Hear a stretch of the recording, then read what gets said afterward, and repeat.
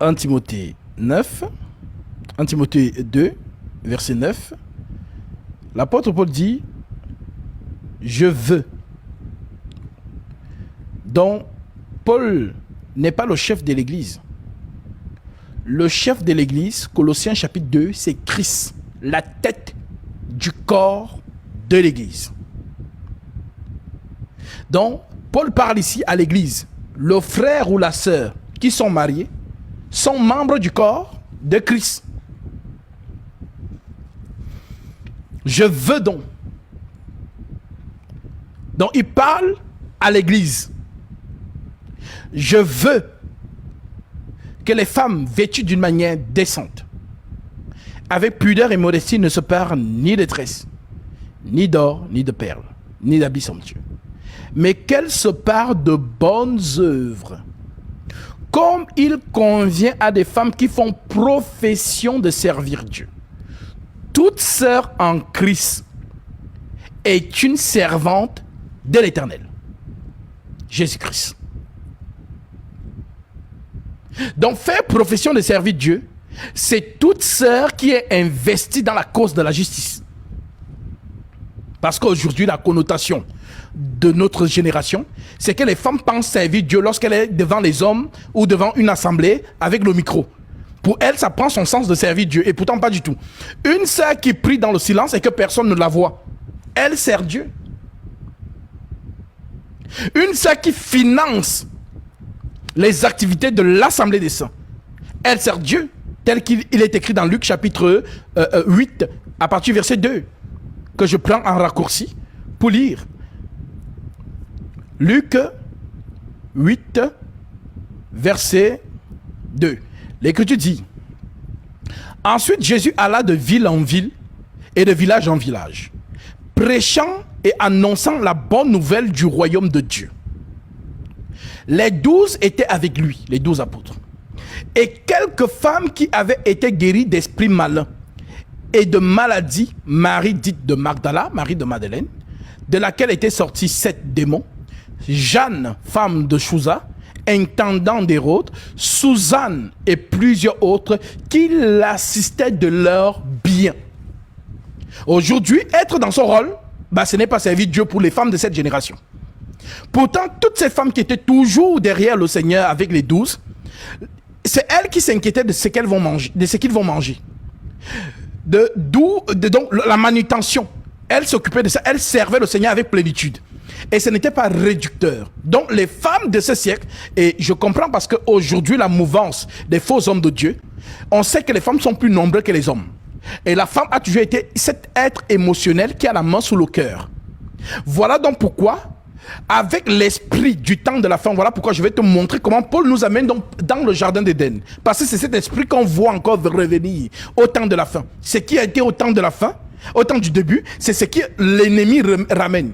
Voilà donc pourquoi ces hommes-là excitent donc les femmes. Oh, comme vous entendez Marcelo Tounassi dit, les femmes n'étaient pas dans la chambre haute pour servir le café.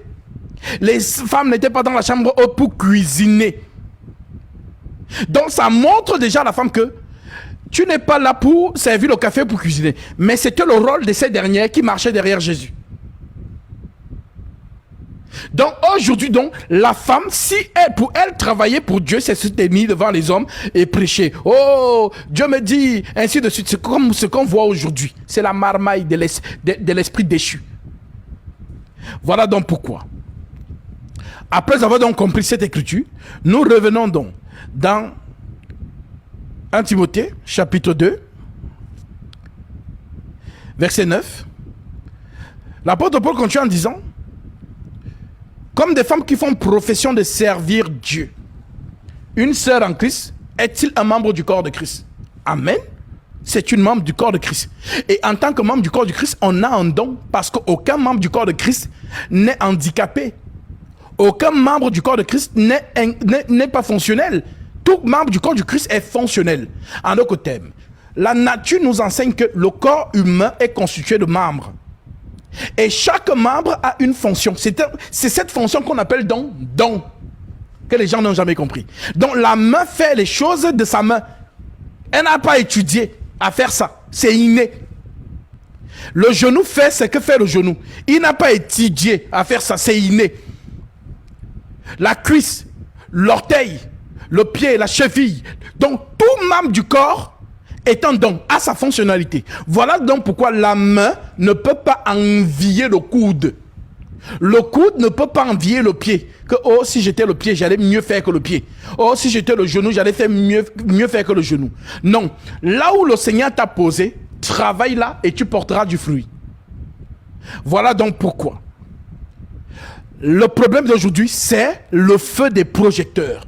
Être sur la scène, c'est ce que ces femmes veulent. C'est quand on te voit, quand on dit, oh non, c'est une servante de l'Éternel, hein, elle travaille beaucoup. Elles ne veulent pas être dans le silence.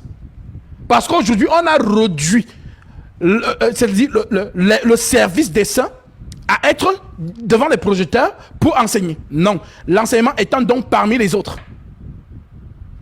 Voilà donc pourquoi, lorsqu'on cite dans ces dons, dans Romains, chapitre 12, au verset 6, l'Écriture dit, « Puisque nous avons des dons différents, selon la grâce qui nous a été accordée, que celui qui a le don de prophétie l'exerce selon l'analogie de la foi. » C'est une grâce accordée.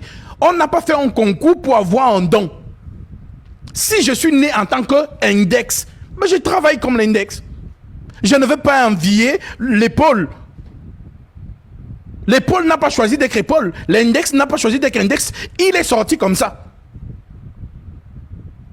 Mais aujourd'hui, tout le monde veut être la tête. Tout le monde. Personne ne veut être l'orteil. Parce que on voit la tête. On ne voit pas le corps. On peut habiller tout, mais la tête est toujours nue. On voit toujours la tête ou le visage.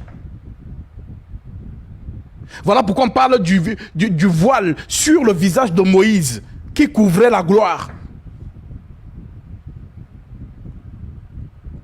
Puisque nous avons des dons différents, selon la grâce qui nous a été accordée, que celui qui a le don de prophétie l'exerce selon l'analogie de la foi, que celui qui est appelé au ministère s'attache à son ministère, que celui qui enseigne s'attache à son enseignement, que celui qui exhorte à l'exhortation, que celui qui donne le fasse avec libéralité. Même donner, c'est un don.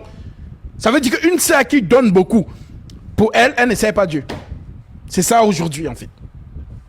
Parce que personne ne la voit.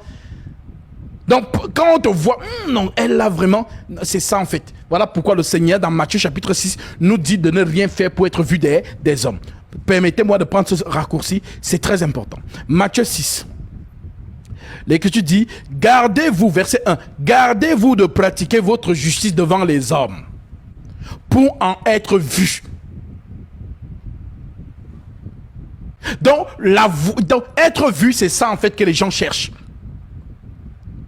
Gardez-vous de pratiquer votre justice devant les hommes pour en être vus. Autrement, vous n'aurez point de récompense auprès de votre Père qui est dans les cieux. Lors donc que tu fais l'aumône, ne sonne pas de la trompette devant toi, comme font les hypocrites dans les synagogues et dans les rues, afin d'être glorifiés par les hommes.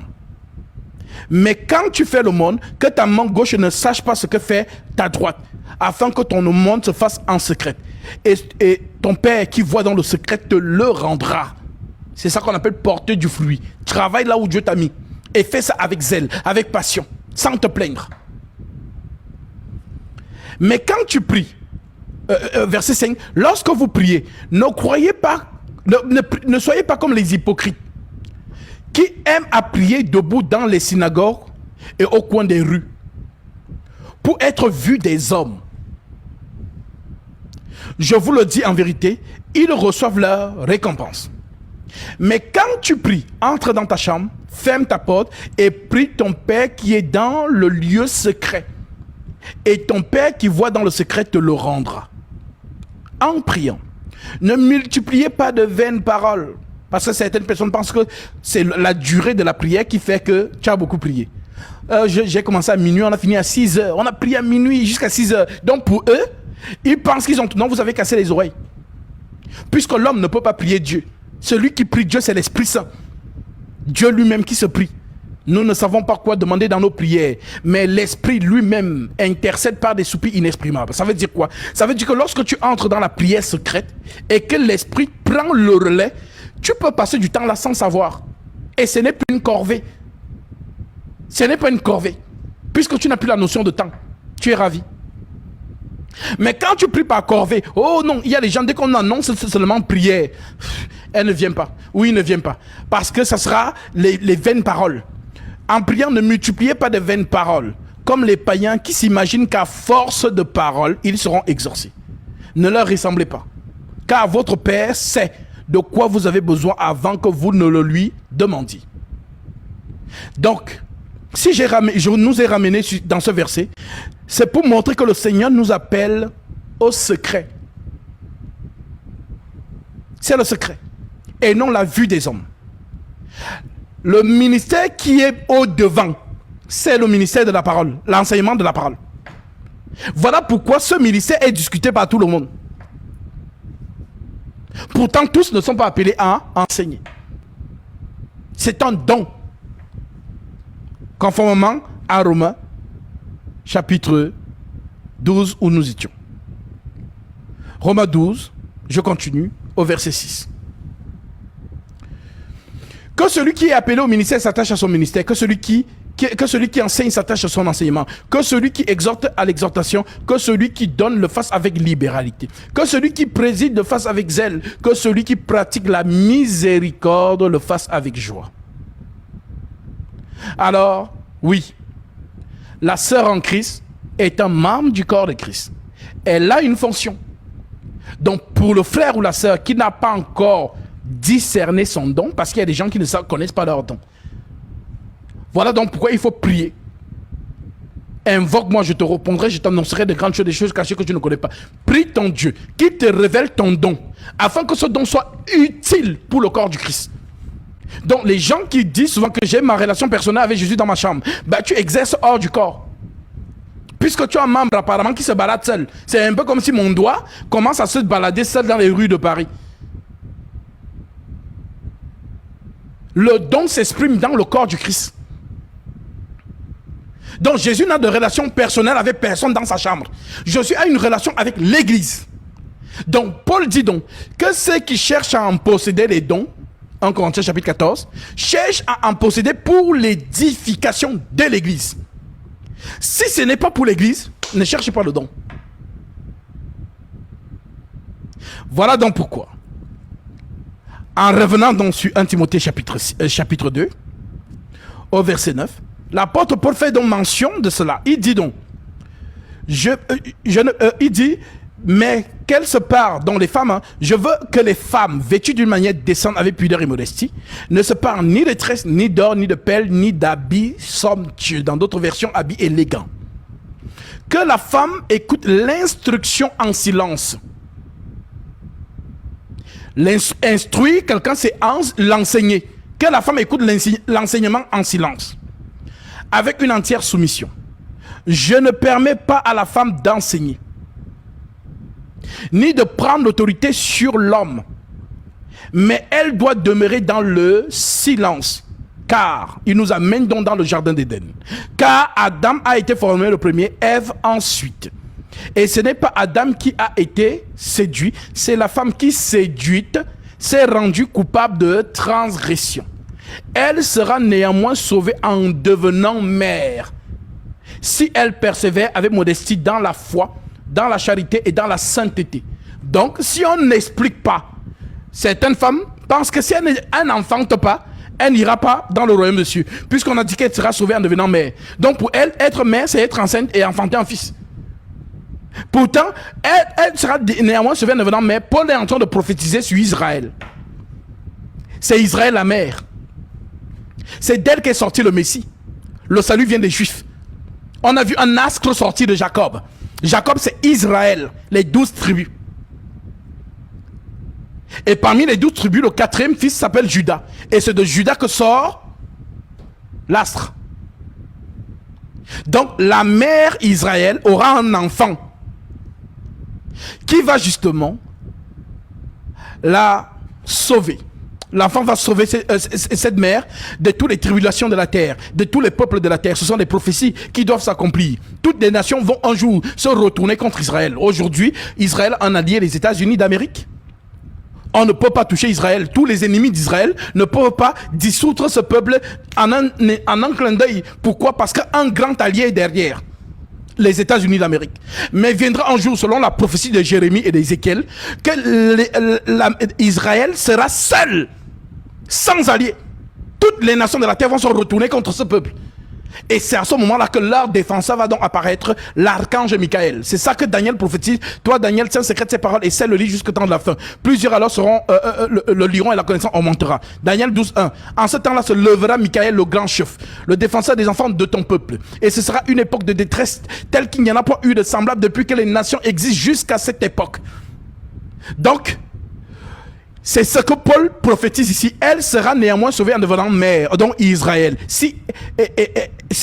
Elle sera néanmoins sauvée en devenant mère si elle persévère dans la modestie, dans la foi, dans la charité et dans la sainteté. C'est une prophétie concernant Israël. Maintenant, Paul nous explique au verset 13 que la séduction est passée par la femme, puisque c'est elle qui a enseigné Adam. Voilà pourquoi lorsque Dieu vient condamner Adam, qu'est-ce qu'il lui dit? Puisque tu as écouté la voix de ta femme, moi je t'ai donné l'autorité. L'autorité c'est l'enseignement. Quand on dit autorité, les gens pensent toujours que l'autorité c'est celui qui gronde. Non, l'autorité c'est l'enseignement. Voilà pourquoi on rend témoignage de Jésus en disant il enseigne comme ayant autorité sur les Écritures. Mais avoir autorité sur l'écriture, c'est avoir la maîtrise des saintes Écritures. C'est ça l'autorité. Ça n'a rien à voir avec les muscles ou quoi que ce soit. Non. Les pharisiens la foule rendait témoignage de Jésus qui n'enseigne pas comme les pharisiens, mais il enseigne comme ayant autorité. Je vais vous donner cette référence.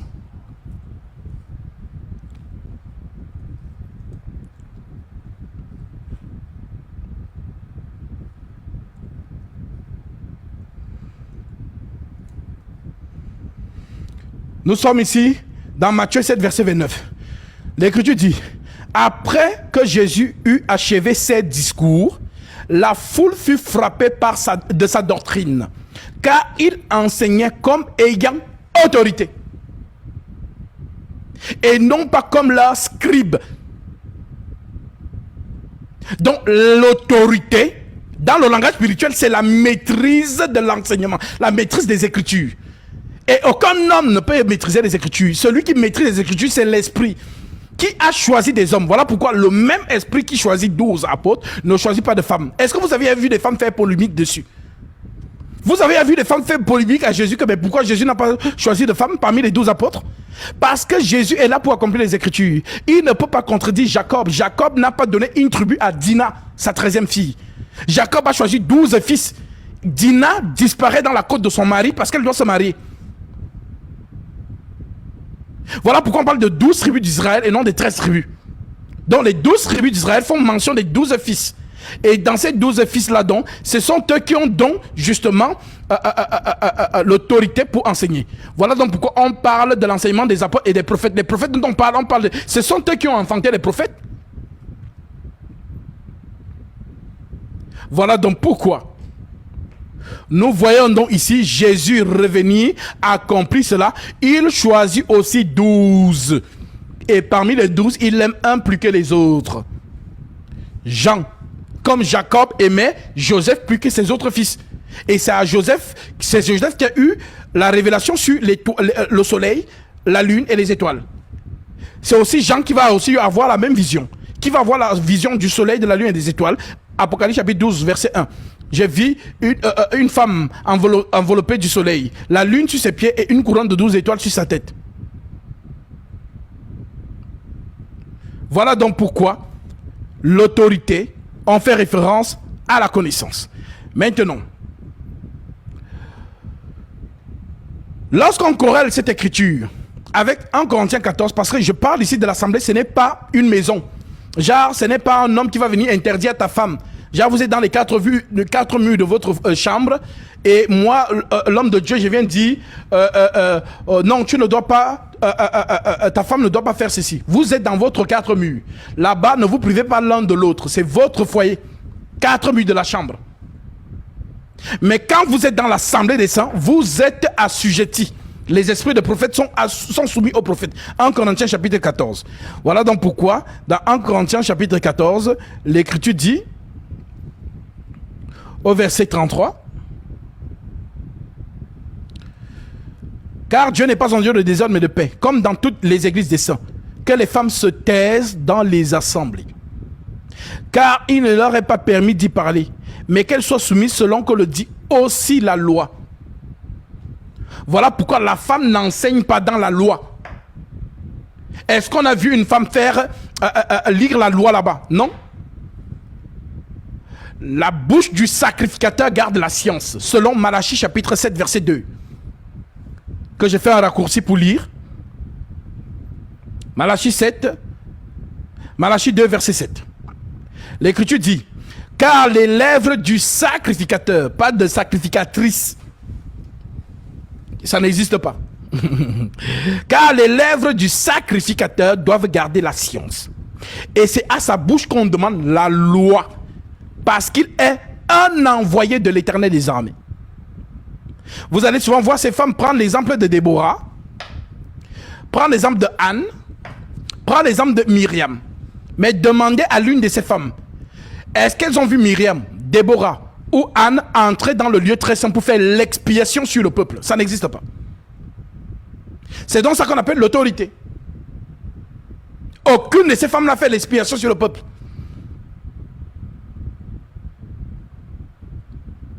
Donc, si vous ne comprenez pas la loi, comment vous pouvez comprendre la grâce? Parce qu'aujourd'hui, oh non, il n'y a plus des esprits, il n'y a plus d'hommes et femmes. Nous sommes tous devenus des esprits dans le Seigneur. Dieu n'a pas de sexe. Ce sont les enseignements qu'on entend aujourd'hui.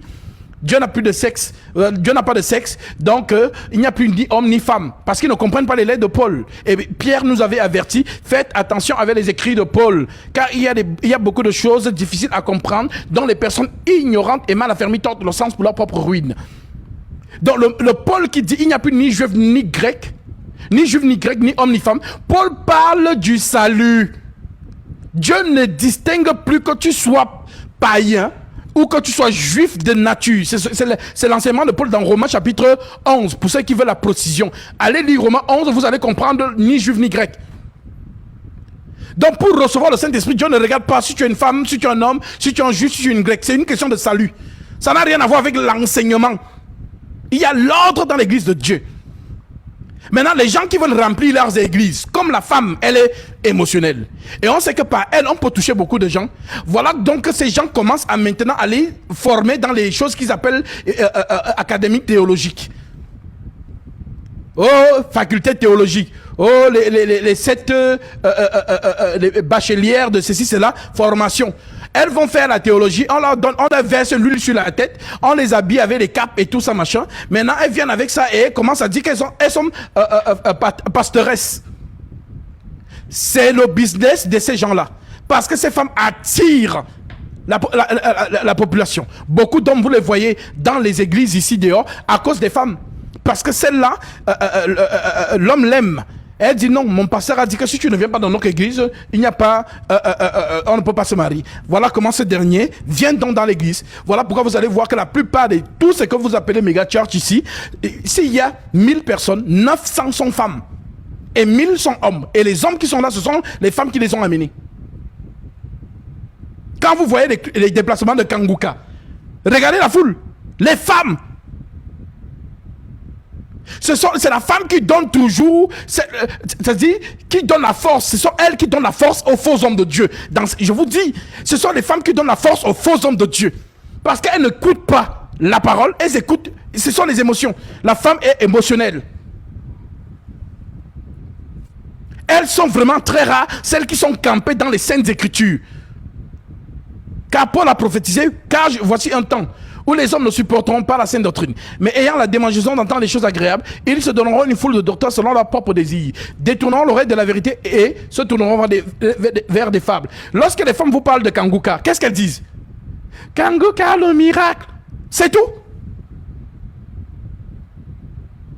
Le miracle, viens, tu vas guérir, Kanguka, viens, ça ne s'arrête que là. Pourquoi? Parce que c'est l'émotion. Et c'est comme ça qu'on les captive dans ces endroits-là. Combien de faux hommes de Dieu ont détourné les mariages des gens ici dehors? Il prend ta femme, il couche avec elle parce qu'elle a le démon de la pauvreté. Pour chasser le démon de la pauvreté, il faut qu'ils deviennent un. Parce que lui, son esprit est fort. Quand ils vont devenir un, l'esprit qui est en elle va entrer en lui. Et comme son esprit est fort, il va tuer l'esprit de la pauvreté. Et elle sera libre. Et leur mariage va fonctionner. Ils auront beaucoup d'argent. Et il y a des hommes qui gobent ça. Genre, toi, le faux homme de Dieu te dit, reste au salon. Prie en langue. Ribobo, ribaba. Tant que je ne suis pas sorti de la chambre avec ta femme, tu n'arrêtes pas de prier. Et lui aussi, il est au salon. Il prie aussi. Ribobo, ribaba, ribobo. Pendant qu'on est en train de mougou sa femme dans la chambre. Ce sont des cas factuels que je vous dis, ce sont des témoignages qu'on me ramène. Des femmes qui ont été victimes. Tout ça pourquoi? Ce n'est plus la parole. C'est maintenant les émotions. Et l'ennemi séduit toujours par cela. Voilà donc pourquoi ce qui se passe dans le jardin d'Éden, c'est l'inversion de l'autorité. Dieu donne la parole à l'homme pour instruire sa femme. Le serpent vient détourner cette autorité et donne plutôt à la femme la parole pour aller instruire l'homme. Et l'homme donc reçoit donc ce que la femme lui a donné. Voilà pourquoi on parle du fruit. Le serpent m'a donné Dieu et j'en ai mangé. Elle en donna aussi à son mari. Maintenant, qu'est-ce qu'elle a donné? C'est ce que Dieu vient révéler. Puisque tu as écouté la voix de ta femme, le sol sera maudit à cause de toi. Donc, oui mon frère, je continue. 1 Corinthiens 14.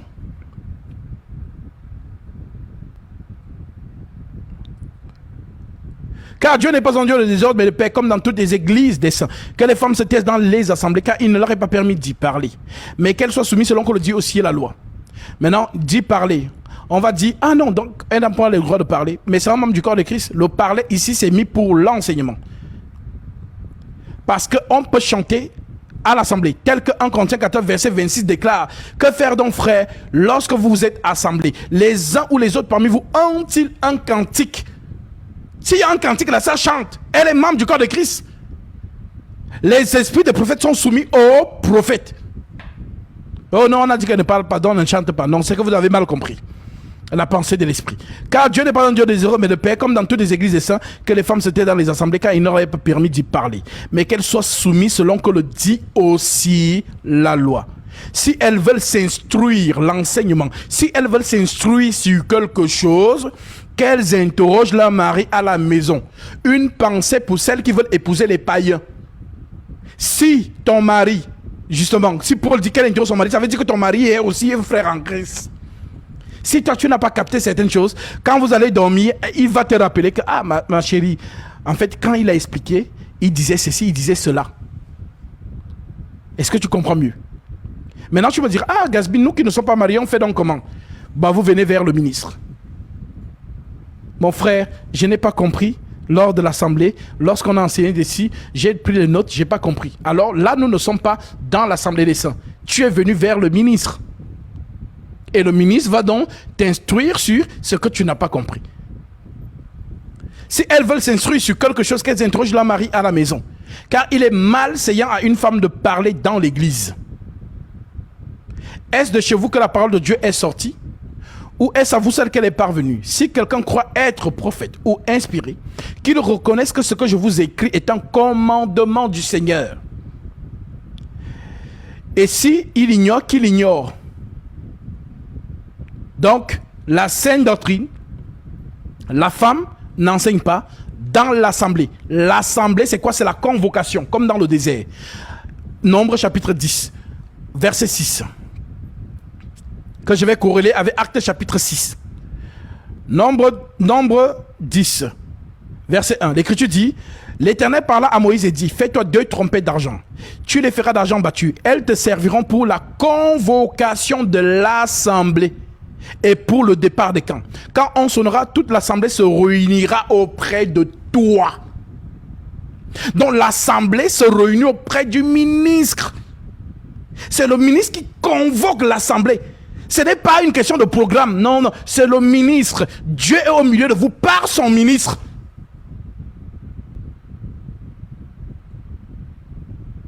Donc, c'est le modèle du désert que les apôtres ont perpétué. Voilà donc pourquoi, lorsqu'on lit ici dans Actes,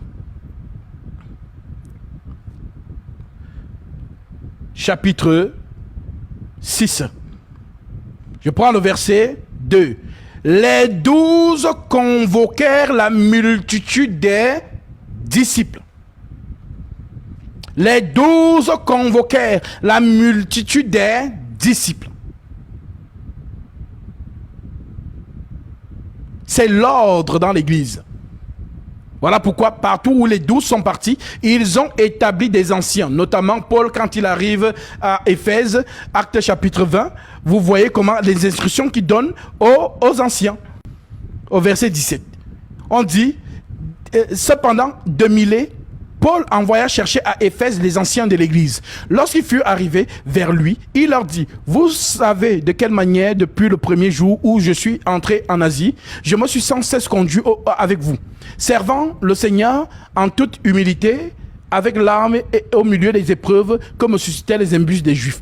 Vous savez que je n'ai rien caché de ce qui vous était utile et que je n'ai pas craint de vous prêcher et de vous enseigner publiquement et dans les maisons, annonçant aux Juifs et aux Grecs la repentance envers Dieu et la foi en notre Seigneur Jésus-Christ. Et maintenant, voici lié par l'Esprit, je vais à Jérusalem, ne sachant pas ce qui m'y arrivera.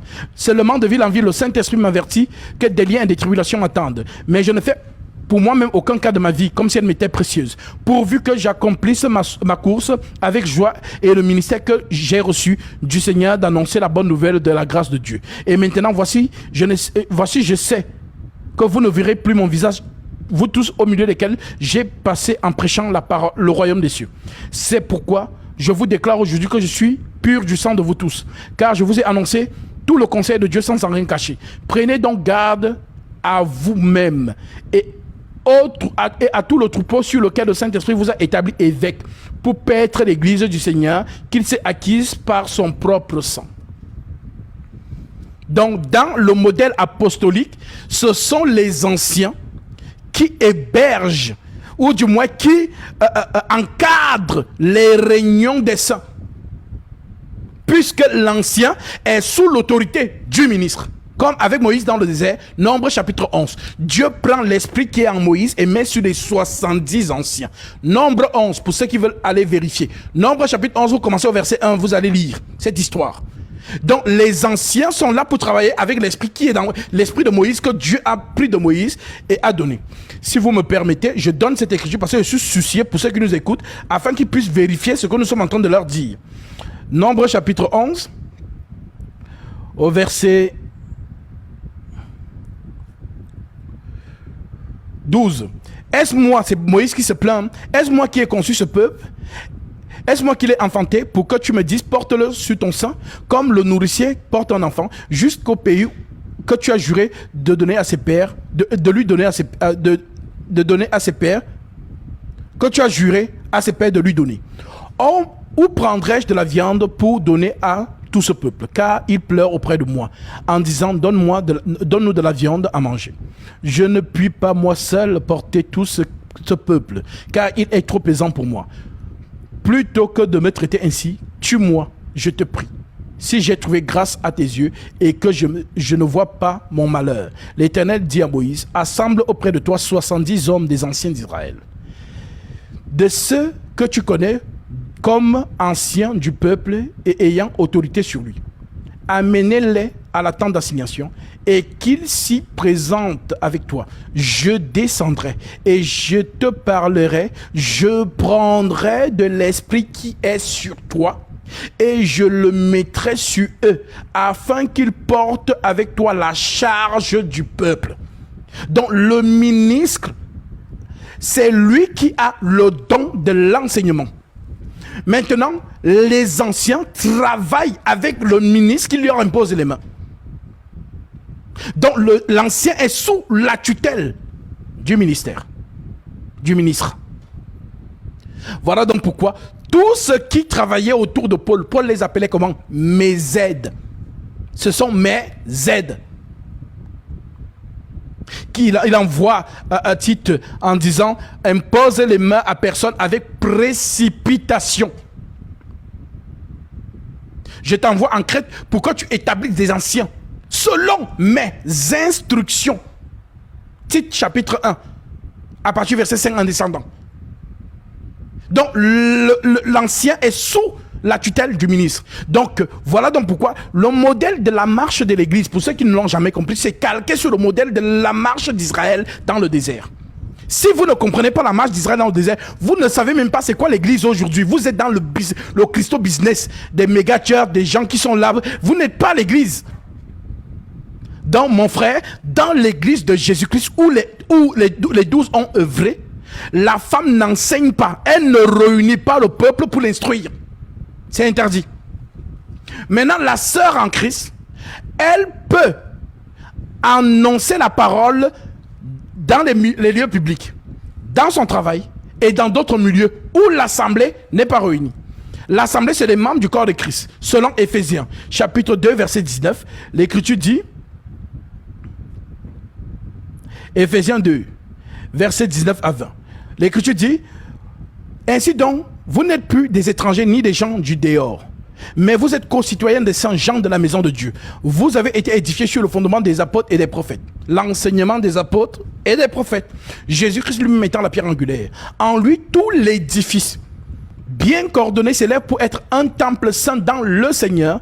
En lui, vous êtes aussi édifiés pour être une habitation de Dieu en esprit. Donc, lorsqu'on sonne la trompette du rassemblement des membres du corps de Christ, c'est l'autorité du ministère qui prend, c'est-à-dire l'Esprit Saint lui-même, qui prêche par des hommes établis.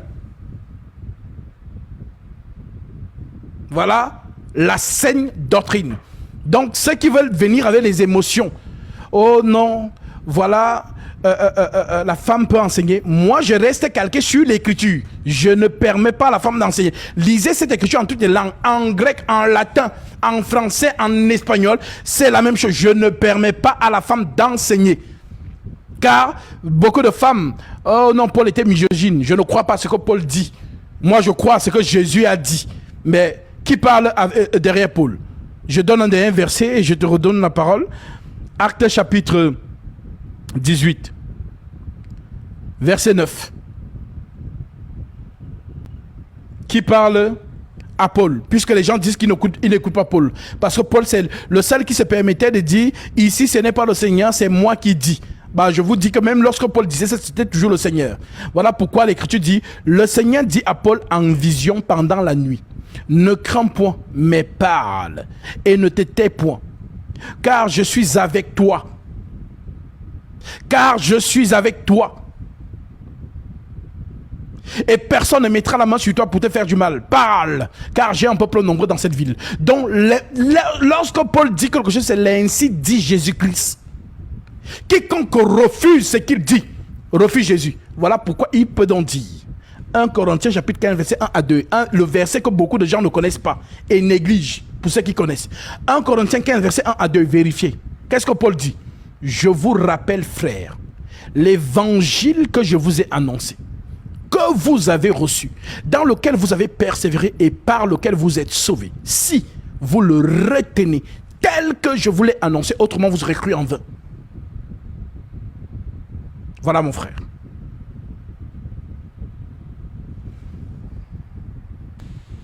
Amen. Merci beaucoup, homme de Dieu. C'est très profond. Moi, je ne m'attendais pas, gloire à Dieu, je ne m'attendais pas à cet approfondissement. Voilà, je pense que c'est très clair. Amen. Mais est-ce qu'on peut considérer donc une conférence comme l'assemblée? Par exemple, une servante qui convoque une conférence, par exemple, avec un thème, où elle est censée, bon, je ne sais pas si je vais dire enseigner ou prêcher ou exhorter. Donc, donc cela entre dans le même cadre que lorsqu'on serait en assemblée? Dans une conférence, nous ne sommes pas l'église. D'accord, ok. Dans une conférence, nous appelons les gens qui ne sont pas de l'église. Voilà pourquoi, si la femme samaritaine, après avoir parlé avec Jésus, est partie dans son village ou son quartier, elle a commencé à proclamer, venez voir un homme qui m'a dit tout ce que j'ai fait, ne serait-ce pas le Christ? Les gens ont été attirés. Et c'est elle qui les a conduits vers là où elle a puisé. Et lorsque ils ont puisé, permettez-moi de lire cela pour ceux qui nous écoutent, parce que c'est le pourquoi j'ai toujours dit, la femme n'est pas muselée dans le Seigneur. de la manière dont elle proclame la parole sur TikTok, sur les réseaux, c'est de la même manière qu'elle peut proclamer la parole là où on ne connaît pas Jésus. Donc, si elle est, je ne sais pas, au Bangladesh, et que elle écoute la source, elle retient les Écritures, l'enseignement, et qu'elle se trouve devant un homme qui est dans l'ignorance, elle va dire, ah non, j'ai pas le droit de te transmettre la parole. Non, c'est faux. Transmets à cette personne la parole. Et si la personne est touchée, tu informes. Et même s'il est au fond de l'Irak, on va venir le baptiser. Le Seigneur lui-même suscitera les circonstances pour que ce dernier reçoive son baptême. Voilà. Voilà pourquoi, dans Jean 4, l'Écriture dit,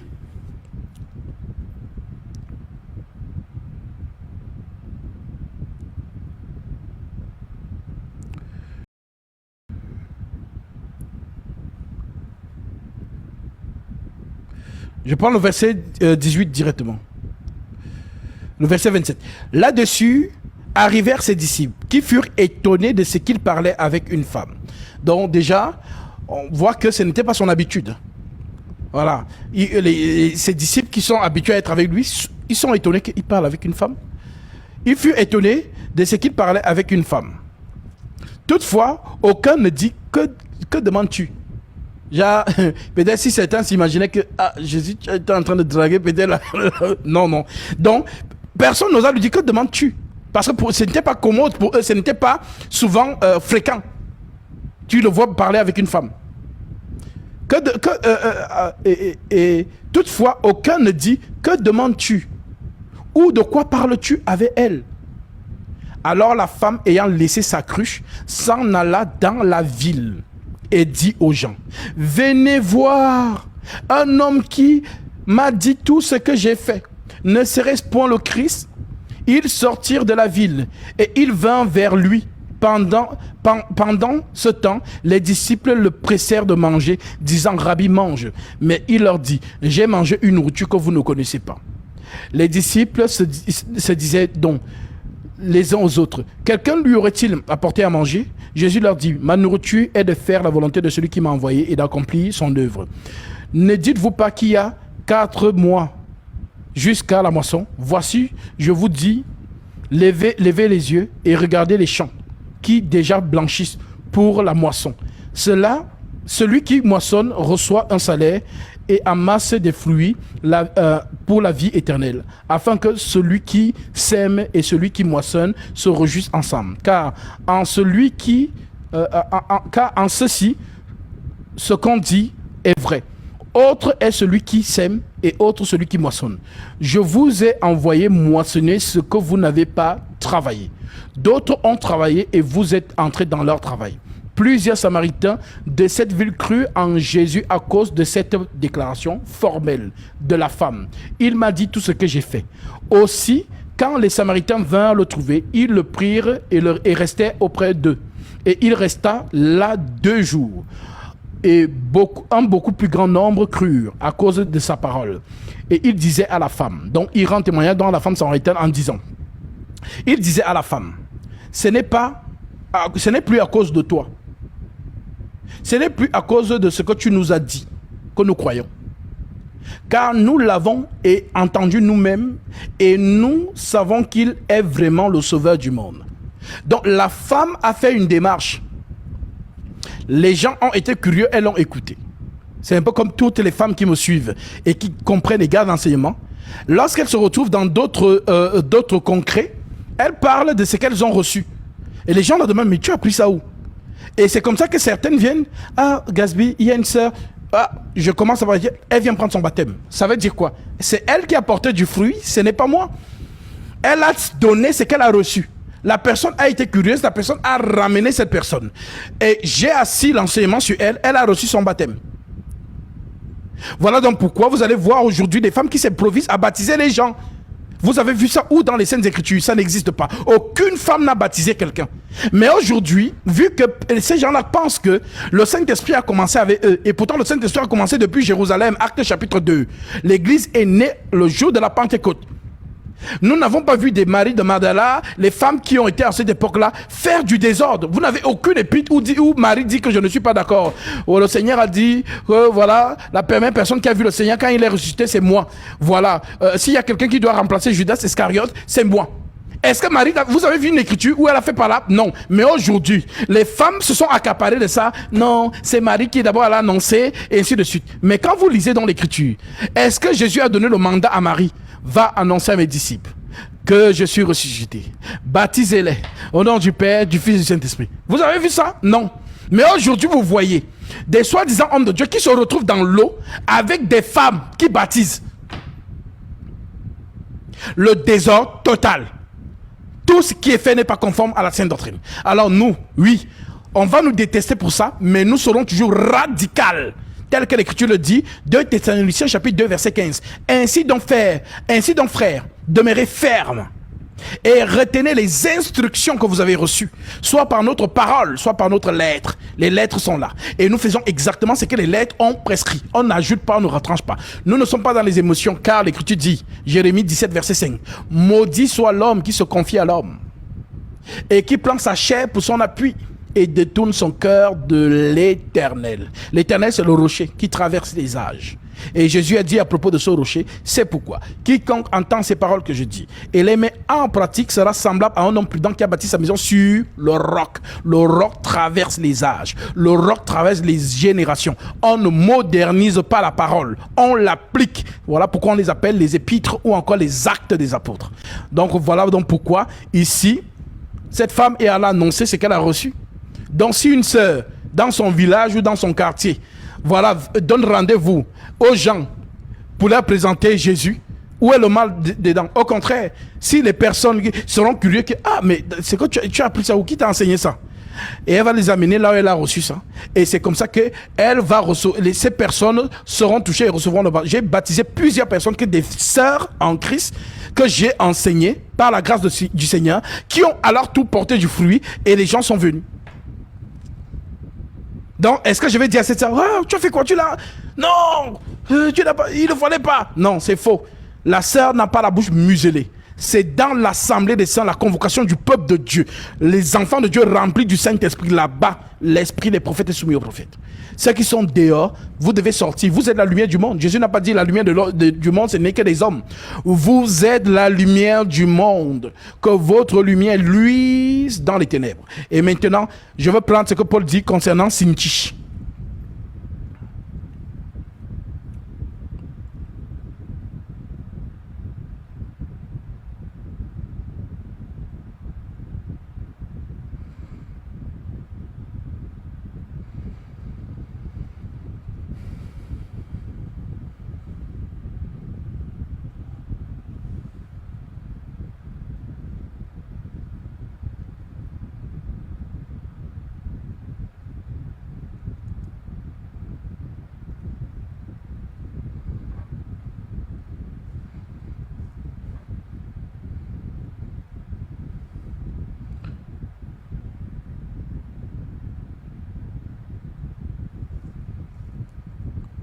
Permettez-moi. Nous sommes... Ah, pardon. Il y a quelqu'un qui voulait monter. C'était juste pour... Ah, d'accord, ça marche. Je termine avec ça. Et puis, Philippiens, chapitre 4, verset 2. Voici ce que Paul dit. Et ça, ce sont des femmes. C'est pourquoi, mes bien-aimés, Philippiens 4, verset 1. C'est pourquoi, mes bien-aimés, et très chers frères, vous qui êtes ma joie et ma couronne, demeurez ainsi fermes dans le Seigneur. Mes bien-aimés, j'exhorte Évodie et j'exhorte Syntyche à être d'un même sentiment dans le Seigneur. Et toi aussi, fidèle collègue, oui, je te prie, de les aider, elles qui ont combattu pour l'évangile avec moi et avec Clément et mes autres compagnons d'œuvre dont le nom sont dans le livre de vie. Voilà, comme les femmes aiment palabre là. Donc, Évodie et Syntyche, Elles étaient déjà dans Palabre, mais ce sont des sœurs en Christ. Voilà pourquoi Paul entend donc ce bruit-là et demande donc à un de ses aides d'exhorter Syntyche et Évodite, d'être dans le même cœur, dans le Seigneur. J'exhorte Évodite et j'exhorte Syntyche à être d'un même sentiment dans le Seigneur. En Jésus, il n'y a pas d'hostilité, il n'y a pas d'animosité. C'est un seul cœur, c'est un seul corps, ce n'est pas deux corps, c'est un seul. À être d'un même sentiment dans le Seigneur, et toi aussi fidèle collègue, oui, je te prie de les aider, elles qui ont combattu pour l'évangile avec moi et avec Clément et mes autres compagnons d'œuvre dont le nom sont dans le livre de vie. Donc c'est ce que Paul écrit dans 1 Corinthiens chapitre 9. N'avons-nous pas le droit, je termine par là mon frère, parce que les Écritures ne font que venir. Je prends 1 Corinthiens chapitre 9. L'Écriture dit, je prends le verset 3. C'est là ma défense contre ceux qui m'accusent. N'avons-nous pas le droit de manger et de boire? N'avons-nous pas le droit de mener avec nous une sœur qui soit notre femme, comme le font les autres apôtres et les frères du Seigneur et Céphas? Donc, si je suis marié et que je m'en vais faire l'œuvre du Seigneur, ma femme est avec moi. Est-ce que ça veut dire qu'elle est devenue pastoresse? Non! Elle m'assiste. Si par exemple je suis en train de donner la parole à un couple et que voilà la femme de l'autre monsieur, elle ne comprend pas, elle peut simplifier. Ah, en fait ma soeur, en fait c'est comme ça qu'il y avait ce couple aussi, Aquilas et Priscille. Voilà mon frère. Pardon, merci beaucoup, homme de Dieu. Je vais libérer la parole. Donc, Amen. Donc, tu es appelé au ministère doctoral, c'est ça? Alors moi, honnêtement, c'est le peuple qui me dit toujours. Parce que moi, je suis dans le même état d'esprit que l'apôtre Paul. 1 Corinthiens chapitre 14, 6. De quelle utilité vous serais-je si je venais en vous parlant en langue et si je ne vous parle pas dans la révélation, la connaissance, la doctrine et la prophétie? Donc le Seigneur m'utilise dans les 4 dimensions. Alors moi je me qualifie comme un disciple de Jésus-Christ. Voilà, tout simplement. Amen. Amen. Merci beaucoup. Merci Soyez beaucoup. bénis mon frère. Shalom. Amen. Merci beaucoup. Shalom. Donc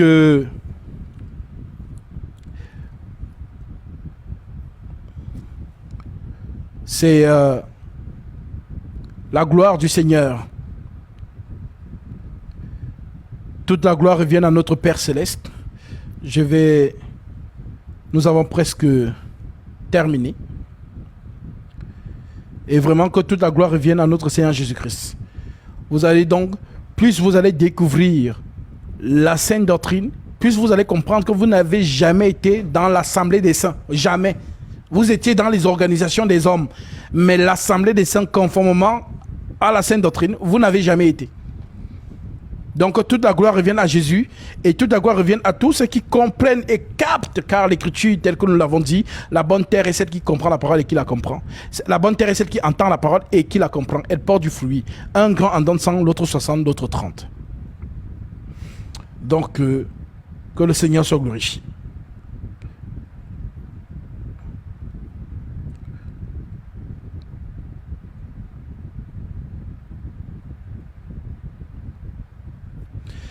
Bonjour mon frère Ludovic. En effet, toute écriture converge vers Jésus.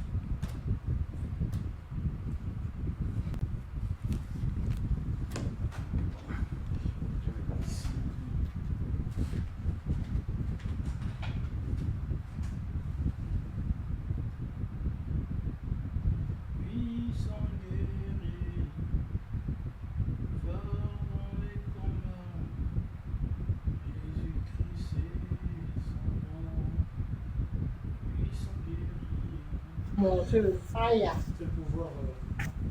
Oh.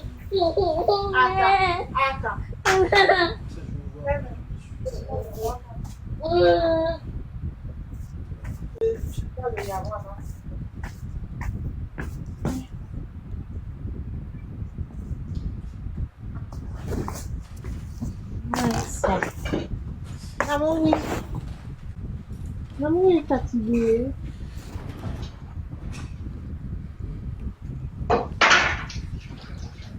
Oui, shalom.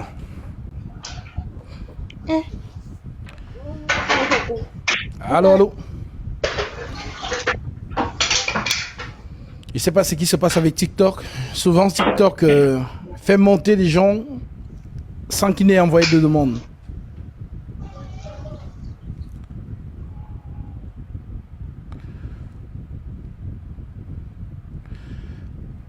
Ok. Bon, nous sommes arrivés à la fin. Et comme toujours, je profite pour annoncer ma venue du côté de la Caraïbe, précisément en Guadeloupe, le 20 septembre, pour baptiser nos frères et sœurs qui sont de ce côté-là. Donc, si vous êtes du côté de la Caraïbe, soyez donc en Guadeloupe le 20 septembre pour recevoir votre baptême conformément à la Sainte Doctrine. Et puis, nous baptisons ici à Paris tous les samedis pour ceux qui, justement, sont disponibles. Et ceux qui veulent prendre leur baptême en semaine, n'hésitez pas toujours à m'écrire au numéro du groupe WhatsApp pour prendre votre baptême conformément à la Sainte Doctrine. Voilà. Et puis, ceux qui veulent intégrer le groupe, voilà, vous nous écrivez au même numéro, au groupe de la Sainte Doctrine, le numéro plus 33 781 49 39 22. Et nous allons vous diriger dans voilà le groupe. Et puis, ceux qui sont du côté du Togo, nous avons le frère Paul qui est de ce côté-là. Ceux qui sont du côté du Cameroun, le frère Kevin. Voilà. Et ceux qui sont du côté de l'Afrique du Sud, nous avons le frère Stéphane. Voilà, ce sont mes trois frères, voilà, qui travaillent voilà, sous l'autorité du don ministériel que j'ai reçu du Seigneur. Et si vous êtes de ce côté-là, n'hésitez pas à nous écrire au numéro du groupe WhatsApp et nous allons vous rediriger. Nous allons non seulement vous intégrer dans le groupe international, mais aussi dans votre localité précise, à Lomé, ou ceux qui sont à Yaoundé ou à Douala, et ceux qui sont du côté de Cap Town ou du côté de l'Afrique du Sud, tout simplement. Que le Seigneur vous bénisse et que le Seigneur soit encore glorifié pour la parole de vérité qu'il nous a encore déversée encore aujourd'hui. Et vraiment que toute la gloire revienne au Seigneur. Et que Dieu bénisse encore ses enfants, voilà, qui est de par le monde, tous les frères qui sont du côté de la Côte d'Ivoire, au côté de l'île Maurice, au côté de la Suisse, de la Belgique, du Cameroun, du Sénégal, de Lomé, voilà, du Canada, des États-Unis, voilà, de l'Australie, voilà, de l'Arabie Saoudite. Tous les frères et sœurs qui nous suivent de par le monde, vraiment soyez bénis et fortifiés là où vous êtes. Et bien que nous soyons loin géographiquement les uns les autres, nous sommes en fait plus proches que ce que vous ne pensiez par l'Esprit Saint. Alors soyez abondamment fortifiés et que Dieu renouvelle encore ses bénédictions pour tous ceux qui ont manifesté ces offrandes. Voilà, vous avez mis en pratique la parole, l'ouvrier mérite sa nourriture, alors le Seigneur qui est derrière sa parole pour l'accomplir, qu'il l'accomplisse et que vous glorifiez son nom.